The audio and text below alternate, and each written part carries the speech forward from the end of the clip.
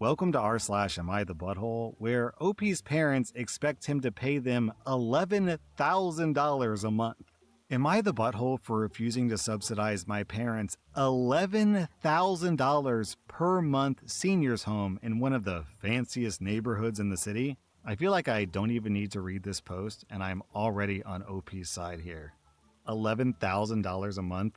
That's $132K per year. I'm a 34-year-old guy, a physician, and an only child. My parents are in their late 60s with serious health issues. My mom has a slow-growing cancer, and my dad has Alzheimer's. It's currently mild, he's still driving, and he's managing day to day. In terms of outlook, we're looking at maybe 5 years for my mom and 12 years for my dad. Right now, they're doing okay at home with frozen meals and some cleaning help, but they've said they want to move into a senior residence in about a year. They fixated on a specific home in Kerrisdale, Vancouver, which is one of the more affluent neighborhoods in the city, if not all of Canada. It's about 11,000 Canadian dollars per month for a one-bedroom, and that's just independent living, meaning meals, activities, and light housekeeping. Any actual care like personal support or medication management would be extra, and assisted living or long-term care in the complex would be 2 to 3 times as much. Financially, they have about 8,000 Canadian dollars per month in pre-tax income, and around $800,000 in assets. They don't own a home.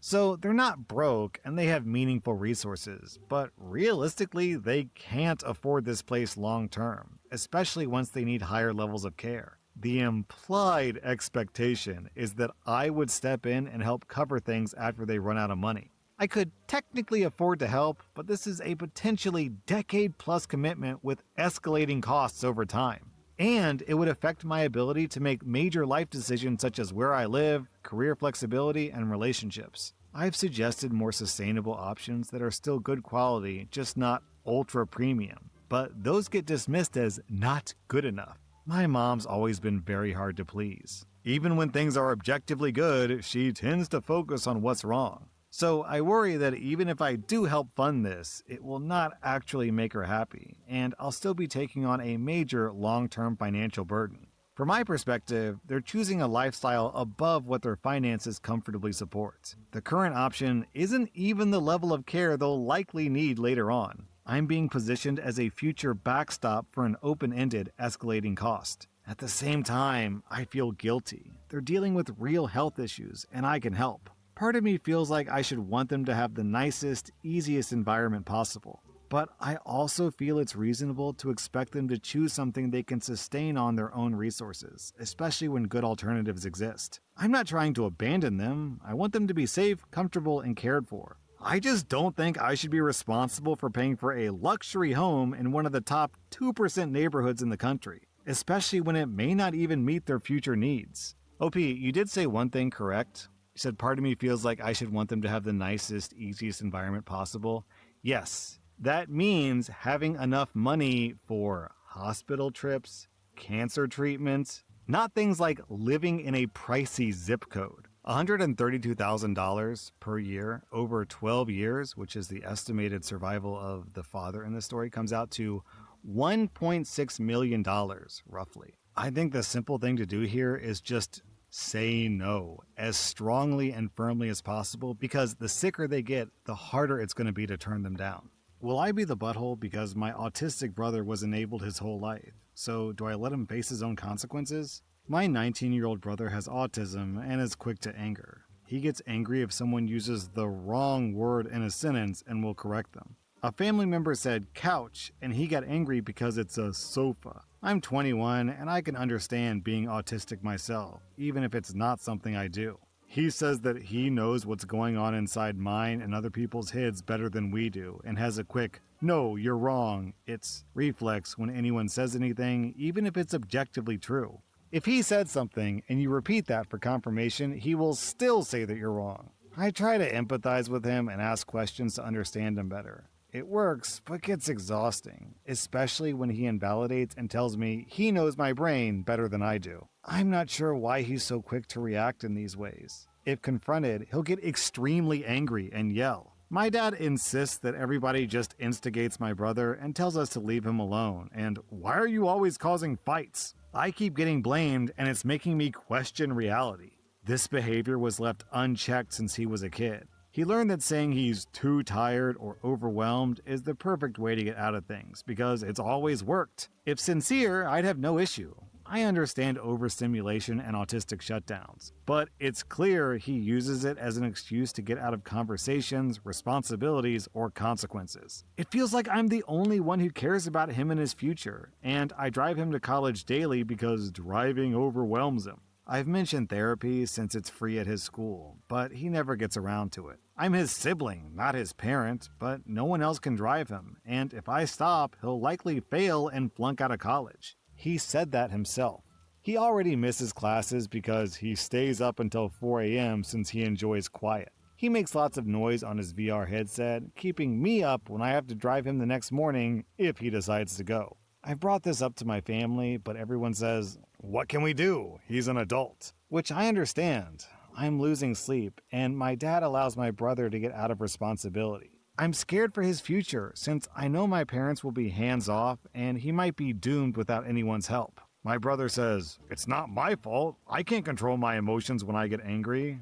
When he gets mad, I'm blamed." My dad tells me if I don't like it, I can live somewhere else. I don't have money and he knows that. I can't drive my brother and work at the same time. I've tried. I care about my family and clearly this is not good for me or him. We're all adults. I'm at a loss and my mental health is on decline. My question is, would I be the butthole if I stopped driving my 19-year-old autistic brother, focused on getting a job and my own life instead, and potentially let him flunk out of college and face the consequences? OP, you've got to get out of this house ASAP. Your family is lazy and entitled, and the best thing to do is to just wash your hands and focus on your own happiness, because they certainly aren't. Am I the butthole for buying dishware at a thrift store before someone else could? I went to a Goodwill and saw a really lovely set of wood plates and 2 matching bowls. I actually needed them for their intended purpose. I was going to grab the stuff, but there was this woman standing in front of them with her phone out, loudly complaining about how she can't find the maker's mark on the dishware, as the bottoms were left blank. I assumed she was one of those resellers, as her cart was filled to the brim with glassware, and I did see a leather jacket in there too. I walked up next to her and asked if she was going to buy the dishes. She glared at me and said yes, and told me to get lost. She was there first. So I just said, "Fine, no need to be rude, lady. It was a simple yes or no question." I walked away to go look elsewhere, and she was now looking in the books, but the wood dishes were not in her cart. I walked over, saw them still on the shelf, and put them in my cart. As I walked away, she came back and noticed I had them in my cart, and she started flipping out, telling me she was going to buy those as they were from a super high-end artist. I told her she walked away from the shelf and left them there. If she really wanted them, she would have put them in her cart. She immediately started grabbing my cart and taking out everything from my cart as I found a hoodie thing called the Comfy and some strange Pyrex in a collectible pattern. She said that I'm taking money away from good people like her and that she was losing sales because of people like me buying stuff to use and not resell. I yelled to take her hands off my stuff. But by this point, an employee stocking nearby came over and asked what was going on. The lady tried to say that I stole stuff out of her cart. I said she was stealing from mine. The reseller lady looked around and saw that a different employee had taken her abandoned cart that she left in the book section and was putting her stuff back. She freaked out, dropped my stuff, and ran after him. I looked at the employee, who then just waved me off and left me with my purchases. I told some people about it, and a close friend said that I should have just given her everything because reselling is her job, and another friend agreed with her.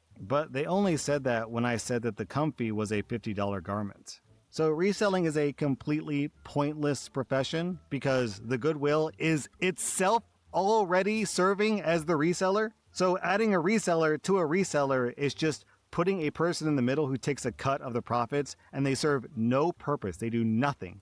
So who cares that that's her job? She's basically a ticket scalper. OP, you get 0 out of 5 buttholes. My guess is that she wasn't really upset at you because you did something wrong. She was just yelling because she's been through this situation many, many times, and yelling and getting outraged is probably the best way to get people to back off so she can get her way. To her, it probably wasn't about right and wrong. It was just about profit. Am I the butthole for continuing to smoke outside even though my neighbor hired an attorney over it? I live in Haslett, Texas, in a single-family neighborhood. Quarter-acre lots, fenced yards. My husband and I rent the home. This started because we occasionally smoke cigarettes outside on our back patio, usually with coffee in the morning or here and there during the day. Our neighbor has been escalating things over the past few months. It started with complaints, but recently she, 1. stood on something to look over our fence and recorded me while criticizing me in front of my kids for the example I'm setting, which felt unnecessary and personal. 2. Posted about us in the neighborhood Facebook group, admitting she recorded me while also identifying which house is ours. 3. Screamed over the fence saying she hired an attorney and claimed multiple people are complaining. Yet most, if not all of the neighbors who commented sided with us and agreed we have a right to do what we want in the privacy of our own home. We tried to be considerate and even adjusted where we sit outside. At one point, we tried going into the garage with an air filter to avoid bothering anyone. But she still complained, so we stopped doing that and moved the air filter outside. Now an attorney has sent a formal letter to our landlord claiming we're creating a nuisance and affecting her health, and threatening further action. For context, we're in a detached home, so there's no shared walls. There's no HOA rules specifically banning smoking. We're not chain smoking outside all day, and we've made efforts to be mindful. I completely understand not liking cigarette smoke, but this has escalated to being recorded, publicly posted about, and now legal threats. At this point, I feel like I'm the one being harassed, not the other way around. Am I missing something here? OP, personally, I think smoking is a really disgusting habit, and I've never even touched a cigarette in my entire life. Still, I'm on your side, 100% on your side.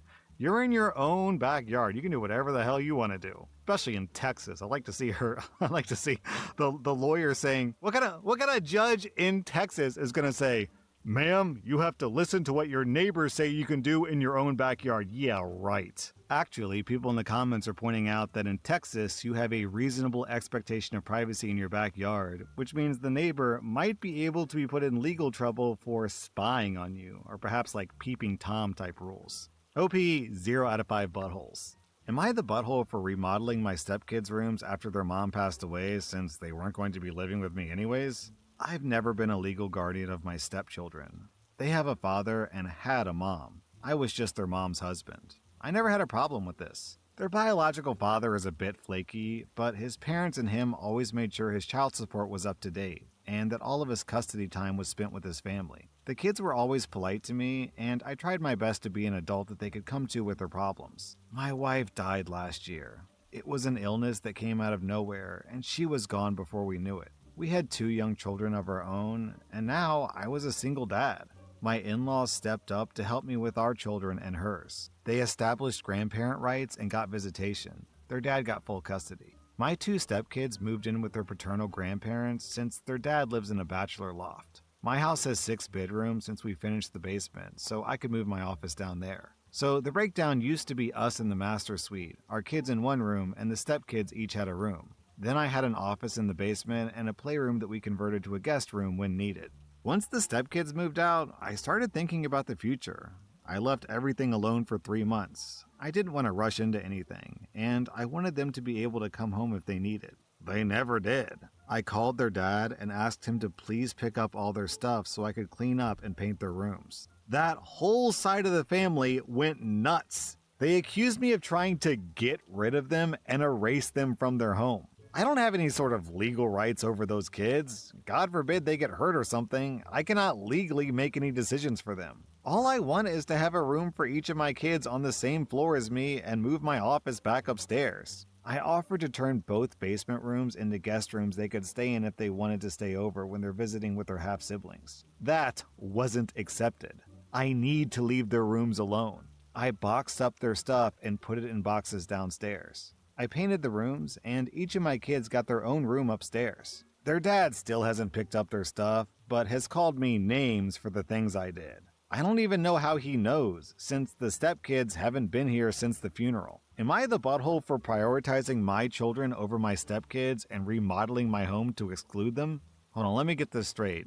The dad of these kids, who does not even have a room for his own children in his home, is telling you what to do with the rooms in your house? Give me a break. This comment. That guy has no room to judge. That is literally true. OP, you get 0 out of 5 buttholes. Don't listen to people's opinions about what you do with your house when they don't even live in your house. What do they... who cares? Let them cry about it, whatever. That was r/Am I the Butthole. And if you like this content, check out my podcast where I publish the exact same episodes. Also, hit that subscribe button because I put out new Reddit videos every single day.